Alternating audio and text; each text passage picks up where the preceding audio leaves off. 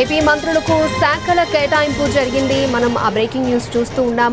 కొల్లు రవీంద్రకు గనుల శాఖ, అలాగే సత్యకుమార్కు ఆరోగ్య శాఖ, నిమ్మల రామానాయుడుకు జలవనరుల శాఖ, నాదెండ్ల మనోహర్కి పౌర సరఫరాల శాఖ, ఇలా ఎవరైతే కేబినెట్ మంత్రులుగా ప్రమాణ స్వీకారం చేశారో వారందరికీ కూడా శాఖలను కేటాయిస్తూ వచ్చారు. దానికి సంబంధించిన మనం బ్రేకింగ్ న్యూస్ చూస్తూ ఉన్నాం.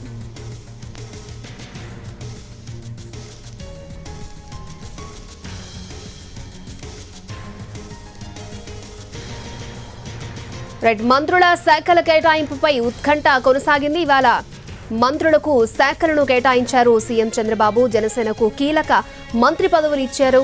అలాగే 24 మందిలో 6గురికి మాత్రమే గతంలో మంత్రిగా పనిచేసిన అనుభవం ఉంది. హోం, ఇరిగేషన్, వ్యవసాయం, పట్టణాభివృద్ధి, ఆర్థిక, పరిశ్రమల శాఖలను సీనియర్లకై అప్పగించే అవకాశం ఉన్నట్టుగా తెలుస్తోంది. అలాగే దానికి తగ్గట్టుగానే సీఎం చంద్రబాబు ఆయా మంత్రులకు శాఖలను కేటాయించారు. పవన్ కళ్యాణ్ కు డిప్యూటీ సీఎంతో పాటు కీలక శాఖలను కేటాయించారు. గతంలో ఐటీ శాఖ చూసిన లోకేష్ కు తిరిగి అదే శాఖతో పాటు అలాగే ఆర్థిక శాఖను ఆనం లేదా పయ్యావులకు కేటాయిస్తారని వార్తలు వచ్చిన నేపథ్యంలో ఆ విధంగానే వారికి శాఖలను కేటాయించారు. మంత్రులతో భేటీలో కీలక అంశాలను ప్రస్తావించారు చంద్రబాబు. శాఖల వారీగా శ్వేతపత్రాలు సిద్ధం చేసి ప్రజల ముందు పెడదామన్నారు. అలాగే గత ప్రభుత్వం నాశనం చేసిన వ్యవస్థల్ని ప్రక్షాళన చేస్తూ ఏపీ పునర్నిర్మాణంలో మంత్రులది కీలక బాధ్యత కావాలని దిశానిర్దేశం చేశారు. ఇచ్చిన శాఖను పూర్తిగా న్యాయం చేయాల్సిన బాధ్యత మంత్రులదేనని చెప్పారు చంద్రబాబు.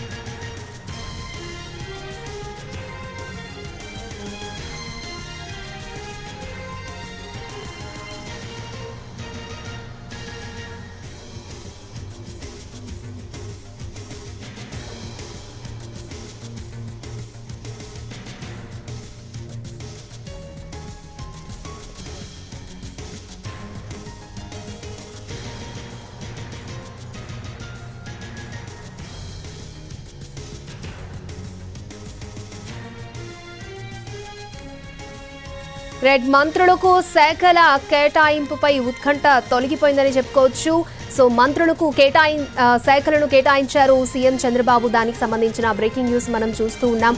ఎవరెవరికి ఏ శాఖను కేటాయించారో కూడా మనం ఎన్టీవీ స్క్రీన్ మీద చూడొచ్చు. సో నాదెండ్ల మనోహర్కి పౌర సరఫరాల శాఖను కేటాయించారు. అలాగే పి నారాయణకి ఆయనకి పురపాలక, పట్టణాభివృద్ధి శాఖను కేటాయించినట్లుగా మనకి న్యూస్ అందుతోంది. అలాగే వంగల్పూడి అనిత, ఆమెకు కీలకమైన హోంశాఖను కేటాయించారు. అలాగే బీజేపీ అభ్యర్థి సత్యకుమార్ ఆయనకి ఆరోగ్యం, కుటుంబ సంక్షేమ, వైద్య విద్యా శాఖను కేటాయించినట్లుగా తెలుస్తోంది. అలాగే నిమ్మల రామానాయుడు జలవనరుల అభివృద్ధి శాఖను కేటాయించారు సీఎం చంద్రబాబు. అలాగే సయ్యం మహమ్మద్ ఫరూక్ ఆయనకి మైనార్టీ మరియు న్యాయ శాఖను కేటాయించారు. అలాగే ఆనం రామనారాయణ రెడ్డి ఆయనకి దేవాదాయ శాఖను కేటాయిస్తూ నిర్ణయం తీసుకున్నారు సీఎం చంద్రబాబు. అలాగే పయావుల కేశవ్ ఆర్థిక శాఖ, వాణిజ్య పన్నులు, శాసనసభ వ్యవహారాల శాఖను కేటాయించినట్లుగా తెలుస్తోంది. Anagani Satyaprasad revenue, stamps and registration శాఖను కేటాయించారు. అలాగే కొలుసు పార్థసారథి ఐఎన్పిఆర్ అండ్ గృహ నిర్మాణ శాఖను ఆయనకు కేటాయించారు. అలాగే పవన్ కళ్యాణ్ పంచాయతీరాజ్, గ్రామీణ అభివృద్ధితో పాటు డిప్యూటీ సీఎంగా శాఖను కేటాయించిన విషయం మనకు తెలిసింది. అలాగే అదనంగా తాగునీటి సరఫరా, అడవుల శాఖలను కూడా పవన్ కళ్యాణ్కి కేటాయించినట్లు తెలుస్తోంది. దాంతోపాటు సైన్స్ అండ్ టెక్నాలజీ, పర్యావరణ శాఖను పవన్ కళ్యాణ్కి కేటాయించారు. అలాగే Nara Lokesh HRDA, IT, electronics and communications శాఖను కేటాయించారు.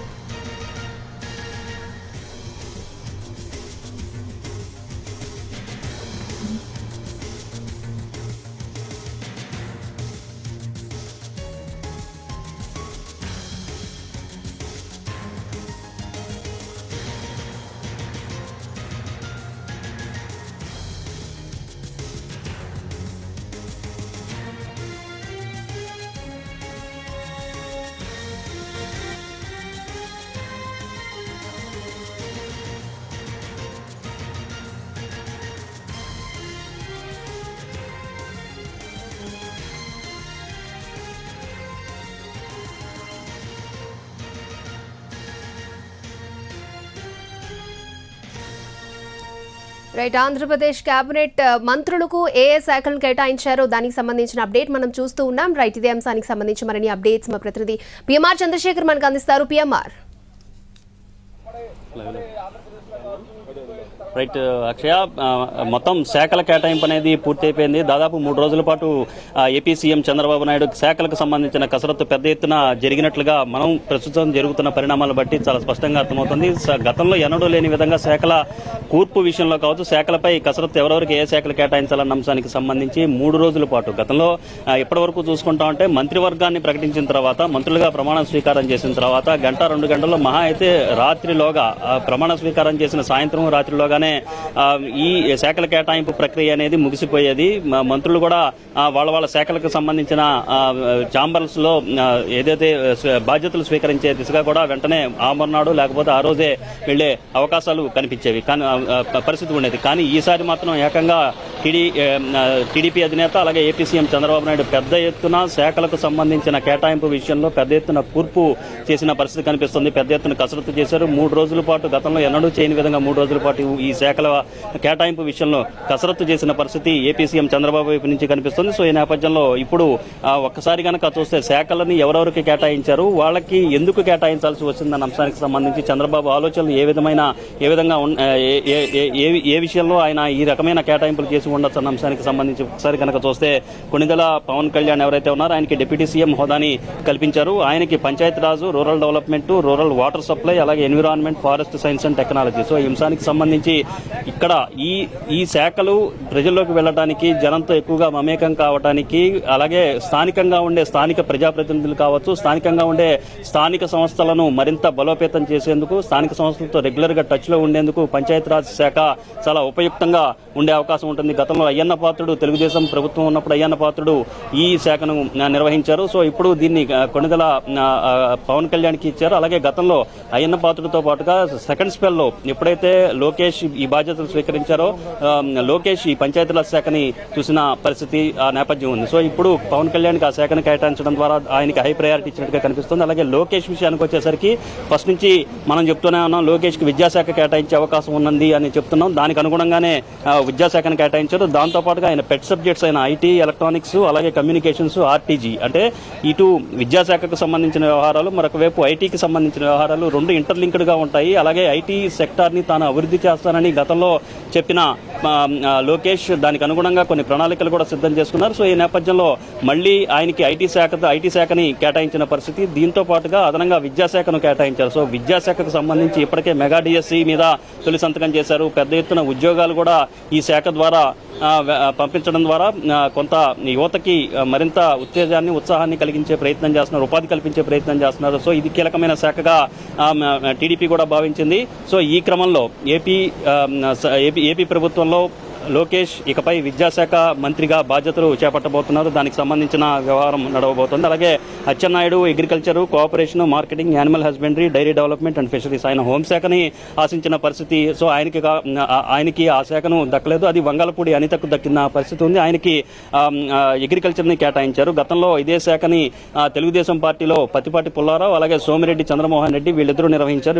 ఇప్పుడు ఆ శాఖ అచ్చెన్నాయుడికి దక్కింది. అలాగే కొల్లు రవీంద్రకు కూడా కీలకమైన శాఖ దక్కింది. మైన్స్ అండ్ జియాలజీ, అలాగే ఎక్సైజ్ శాఖ కూడా. ఎక్సైజ్ శాఖ గతంలో నిర్వహించిన పరిస్థితి, అనుభవం కొల్లు రవీంద్రకు ఉంది. సో ఈ నేపథ్యంలో ఆ శాఖతో పాటుగా అలాగే మైన్స్ అండ్ జియాలజీ, ఇవి కూడా చాలా కీలకమైన శాఖలు. గత 5 ఏళ్ల కాలంలో మైన్స్ కు సంబంధించిన వ్యవహారంలో, గనుల వ్యవహారంలో పెద్ద ఎత్తున అవినీతి జరిగిందన్న ఆరోపణలు ఎదుర్కొంటున్న నేపథ్యంలో సో దాన్నంతా సెటరేట్ చేయాల్సిన అవసరం ఉంది అని తెలుగుదేశం ప్రభుత్వం, చంద్రబాబు నాయుడు ఇప్పటికే భావించిన పరిస్థితి కనిపిస్తోంది. సో ఈ క్రమంలో ఈ శాఖను కొల్లు రవీంద్రకు కట్టబెట్టడం ద్వారా ఆయన మీద గురుతర బాధ్యతను చంద్రబాబు నాయుడు ఉంచారని చెప్పి చాలా స్పష్టంగా అర్థమవుతోంది. కొల్లు రవీంద్రకు తెలుగుదేశం పార్టీలో పొలిట్ బ్యూరో సభ్యునిగా ఉన్నారు. అలాగే తెలుగుదేశం పార్టీలో కూడా కొంత కీలకమైన ప్రాధాన్యతను దక్కించుకున్న పరిస్థితి కొల్లు రవీంద్రకు ఉంది. ఇప్పుడు అదే ప్రాధాన్యత ఇక్కడ ఏపీ మంత్రివర్గంలో కూడా చూపించిన పరిస్థితి. గత 5 ఏళ్ల కాలంలో ఆయన కొన్ని కేసులు కూడా ఎదుర్కొన్న పరిస్థితి. ఏకంగా ఒక హత్యానేరం అభియోగాలు కూడా ఆయన మీద మోపిన పరిస్థితి కనిపిస్తున్న నేపథ్యంలో జైలు కూడా వెళ్లారు. ఆయనకి గనుల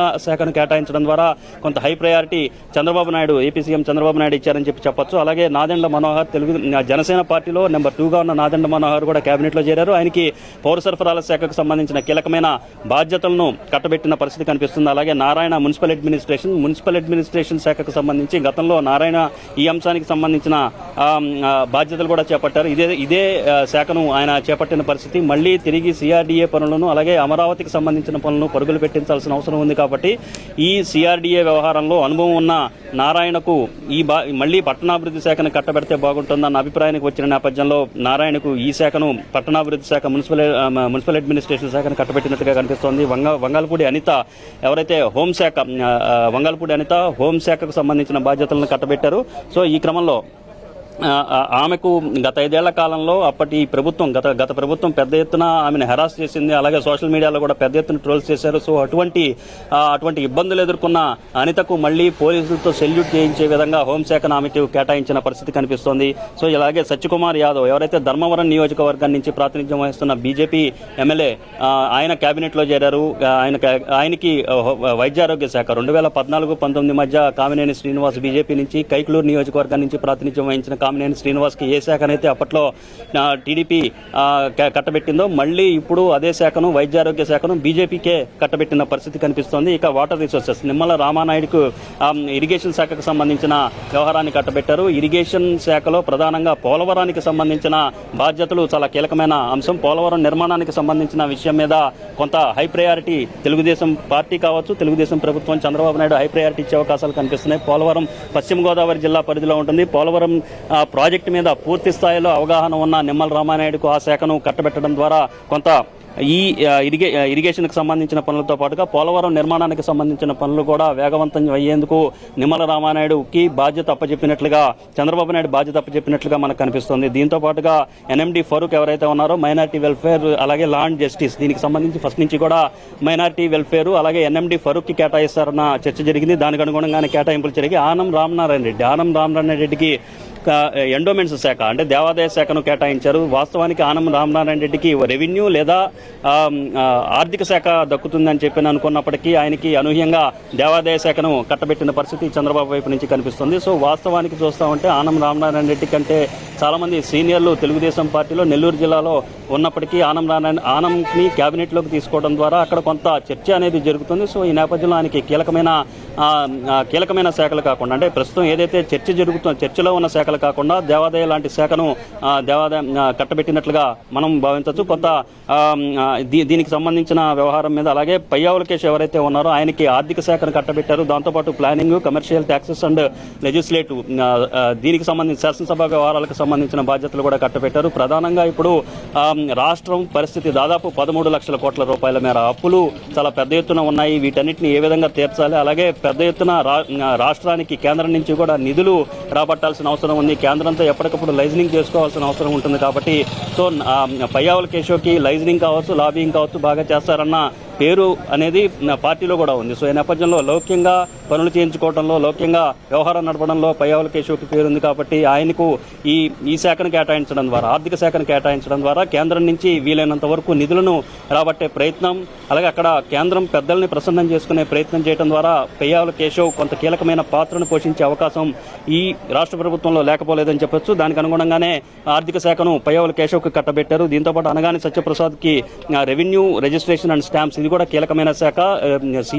ఎక్కడైతే భూములకు సంబంధించిన వ్యవహారం పెద్ద ఎత్తున చోటు చేసుకుంటుంది.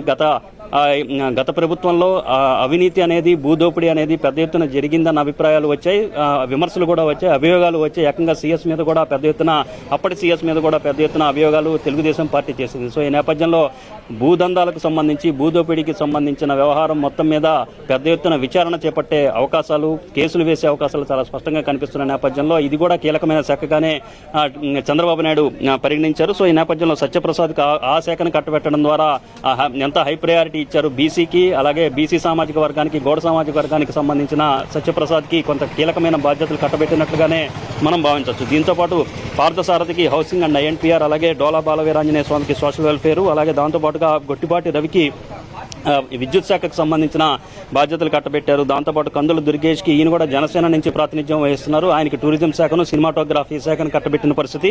టూరిజం శాఖ కూడా రాష్ట్ర వ్యాప్తంగా అంటే ఇది హై ప్రయారిటీగా తెలుగుదేశం ప్రభుత్వం, కూటమి ప్రభుత్వం తీసుకునే అవకాశాలు చాలా స్పష్టంగా కనిపిస్తున్నాయి. గతంలో కూడా 2014-19 మధ్య రాష్ట్రాన్ని టూరిజం హబ్గా చేసేందుకు అన్ని రకాల చర్యలు తీసుకున్నారు, అన్ని రకాల ప్రణాళికలు తీసుకున్న నేపథ్యంలో జనసేన నుంచి ప్రాతినిధ్యం వహిస్తున్న కందుల దుర్గేష్కు ఈ శాఖను కేటాయించడం ద్వారా జనసేన అంటే మిత్రపక్షంగా ఉన్న జనసేనకు కూడా కొంత గౌరవం పెంచే విధంగానే ఈ శాఖను కేటాయించారన్న చర్చ అయితే తెలుగుదేశం పార్టీ వైపు నుంచి జరుగుతుంది. జనసేనలో కూడా అదే తరహా చర్చ జరుగుతున్న పరిస్థితి కనిపిస్తుంది. దీంతో పాటు గుమ్మడి సంధ్యారాణి ఈమె సాలూరు నియోజకవర్గం నుంచి ప్రాతినిధ్యం వహిస్తున్నారు. గుమ్మడి సంధ్యారానికి ఉమెన్ మహిళా స్త్రీ శిశు సంక్షేమ శాఖతో పాటుగా ట్రైబల్ వెల్ఫేర్, గిరిజన సంక్షేమ శాఖ కూడా కేటాయించిన పరిస్థితి కనిపిస్తుంది. ఫస్ట్ నుంచి కూడా ఆమెకి గిరిజన శాఖ కేటాయిస్తారు అని అనుకున్నారు. అట్లాగే దాంతో పాటుగా అదనంగా స్త్రీ శిశు సంక్షేమ శాఖకు సంబంధించిన బాధ్యతలు కూడా సంజయరానికి అప్పచెప్పిన పరిస్థితి. దీంతో పాటు BC Janardhan Reddy roads and buildings ఆర్ఎండ్బి అప్పచెప్పిన పరిస్థితి. దీంతో అలాగే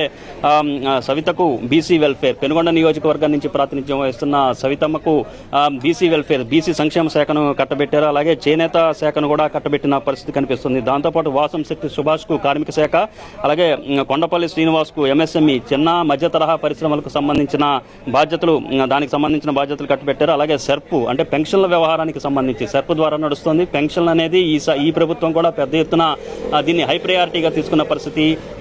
తొలి 5 సంతకాల్లో 3వ సంతకంగా పెన్షన్ల పెంపునకు సంబంధించిన వ్యవహారం మీద పెట్టింది. సో ఈ సెర్పు బాధ్యతలన్నీ కూడా, అలాగే పెన్షన్ల పంపిణీ బాధ్యతలను కూడా దగ్గరుండి పర్యవేక్షించాల్సిన బాధ్యత కొండపల్లి శ్రీనివాస్ మీద ఉంటుంది. మరొకటి కడప జిల్లా నుంచి దక్కించుకున్న కడప జిల్లా రాయచోటి నియోజకవర్గం నుంచి గెలుపొందిన ప్రాతినిధ్యం వహిస్తున్న మండిపల్లి రాంప్రసాద్ రెడ్డి ఎవరైతే ఉన్నారో ఆయన కూడా కీలకమైన శాఖ దక్కింది. ట్రాన్స్పోర్ట్తో పాటుగా యువజన అలాగే క్రీడల శాఖలు ఆయనకి కేటాయించిన